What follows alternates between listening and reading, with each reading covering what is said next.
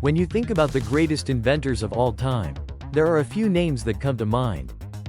Henry Ford, the Wright brothers, Thomas Edison. But there is one name that is not as recognizable. When you plug your phone in, turn on the lights or use the refrigerator, you have Nikola Tesla to thank. This is the story of the forgotten genius. And the story begins at the end.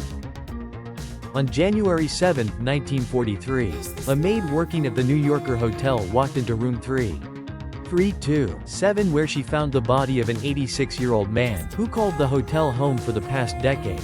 Tesla died alone and broke. He lived off a diet of warm milk and crackers, and was obsessed with feeding the pigeons outside. One of the greatest inventors of all time faded into obscurity and died penniless. There is a reason why this happened, which will become clear by the end of this story. Tesla was born in the town of Smiljan in present-day Croatia, on July 10, 1856. He was born during a lightning storm. According to family legend, the midwife said halfway through the birth, "This child will be a child of darkness." To which his mother replied, "No, he will be a child of light." Little did she know how prophetic those words would be. When Tesla was 5, he witnessed his older brother fall from a horse and later die. This would haunt him for the rest of his life. As a child he began seeing visions accompanied by flashes of light, confusing what was real and what was imaginary. This never went away. The vision spurred his ability to conceive inventions in his head, in such detail that he didn't even need to draw them out. He explained how the designs were perfected in his mind, in an article in 1919. "Invariably my device works as I conceived that it should. And the experiment comes out exactly as I planned it. In 20 years there has not been a single exception." Tesla credits his mom for his interest in invention. Juka Mandik invented small household appliances in her spare time. She had an eidetic memory, the ability to recall an image from memory with high precision. And she passed this on to her son. Tesla's father was a priest and wanted him to become one too. But Tesla was interested in engineering. When he contracted cholera as a teen and nearly died, his father promised to send him to engineering school if he survived, and miraculously he did. He went to study in Austria at the Technical College of Graz, where he is said to have worked from 3 a.m. until 11 p.m. every day. Professors were worried that he would die from exhaustion. Tesla had a beautiful mind. He could perform calculus in his head and spoke 8 languages. He was a good student at the start, but would not finish school. He dropped out after becoming addicted to gambling, and cut ties with his family so they wouldn't find out. His friends didn't know what happened to him either. They thought he drowned in a river. Tesla moved around Europe and eventually ended up in Budapest, working as an electrician at a telephone company. While walking around a park in the city one day, he had an epiphany about developing a new way of generating electricity, using alternating current.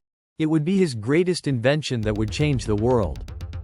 I'll explain more about AC a little later. In 1882 he settled in Paris, to work for the French branch of Thomas Edison's electric company.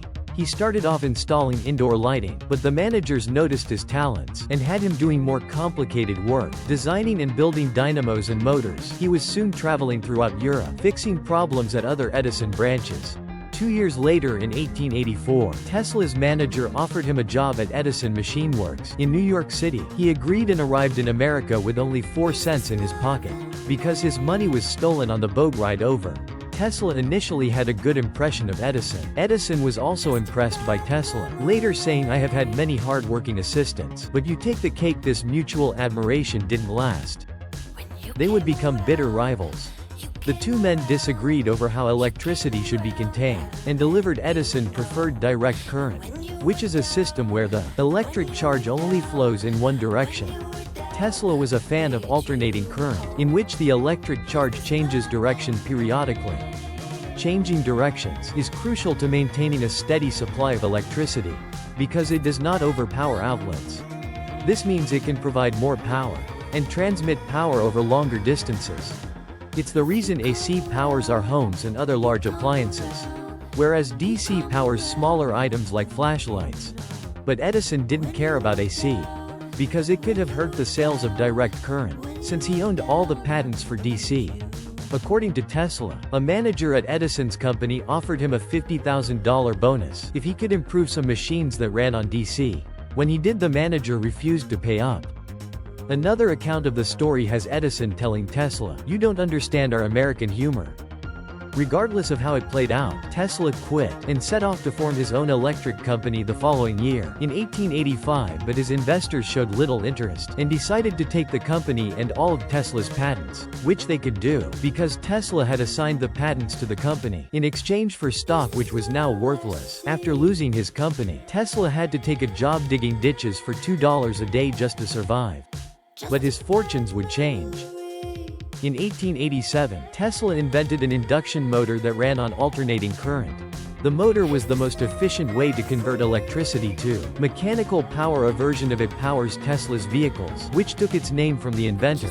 He patented the motor and showed it off the following year at the American Institute of Electrical Engineers. That caught the attention of George Westinghouse, a major player in the electric market, who realized Tesla's AC motor might just be what he needed to complete his alternating current system and compete against Edison's DC system.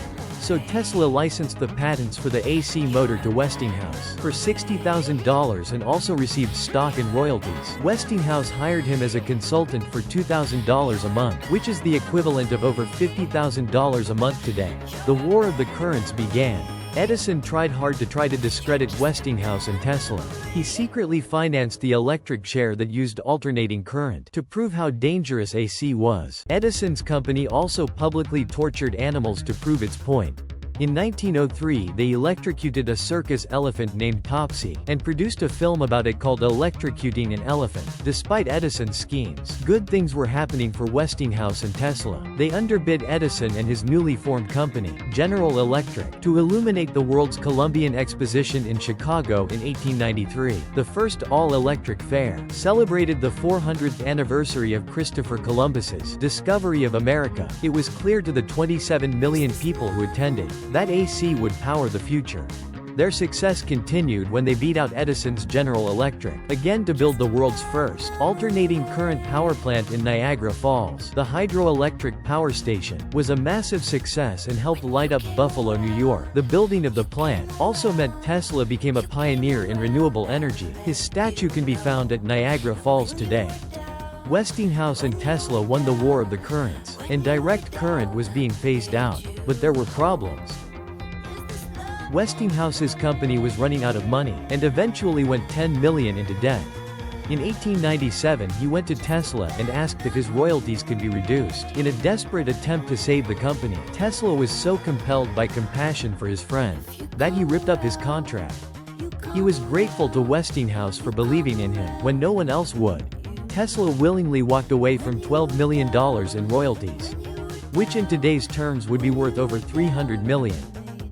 Had he held on to those royalties over time, he would have likely become the wealthiest person on the planet, and the first person with $1 billion net worth. That act of compassion for his friend, of tearing up his contract, saved Westinghouse in return. Westinghouse paid Tesla $216,000 for the rights to use his AC patents. Forever, this is the equivalent of about $6 million today. With that money, Tesla became financially independent, and set up a series of laboratories in New York for new projects, where he was visited by the rich and famous, including his close friend, and one of the greatest American writers of all time, Mark Twain. This was his period of many inventions. He held over 300 patents in his lifetime. He created an early version of neon lighting, the Tesla turbine, a bladeless turbine for vehicles. He pioneered X-ray technology by experimenting with radiation. This is an X-ray of his own hand. Another standout invention was one of the first remote controls. In 1898, he controlled a miniature boat at Madison Square Garden in New York. It was so far ahead of its time that the crowd thought he was using magic to make it move. That would be the ancestor to today's remote-controlled drones. One of his most well-known inventions is the Tesla coil, a device that can produce large amounts of high-voltage electricity. Because of the coils he discovered, he could send and receive powerful radio signals. When they resonated at the same frequency, Tesla was getting ready to broadcast his first radio signal. But disaster struck. A fire destroyed his lab in 1895. He lost years of research and equipment. Tesla didn't apply for a patent for the radio until 2 years later. The fire would be the turning point in his life, that led to a downhill spiral. At the same time that he was working on radio, an Italian entrepreneur, Guglielmo Marconi, was also working on the radio in England. He tried to acquire patent rights in the US, but was turned down because it was too similar to Tesla's. However, things changed when Marconi was able to send the world's first transatlantic radio message in 1901 using 17 of Tesla's patents. Edison then threw his financial support behind Marconi. Tesla had no problem with Marconi's achievements, but in 1904 the US Patent Office suddenly changed its mind and awarded Marconi a patent for the invention of the radio. There has never been a reason given for this decision, but the powerful financial backing Marconi received could explain it. Marconi went on to win the Nobel Prize in Physics in 1911, which was only possible due to Tesla's work. Tesla was furious and sued Marconi. The case dragged on in court for years, and was only settled in Tesla's favor after his death. That radio incident negatively impacted the rest of Tesla's career. For example, Tesla was obsessed with bringing wireless communication to the world, and built a huge wireless transmission station in Long Island, New York called Wardenclyffe Tower. He imagined a world where we could send and receive messages wirelessly. He was again well ahead of his time, but financial backers did not have enough faith in his project. They pulled out and banked on Marconi's radio invention instead. This left Tesla in financial ruin. He had no choice but to abandon his dream project in 1905, and eventually lost Wardenclyffe Tower to foreclosure. Tesla's mental health deteriorated.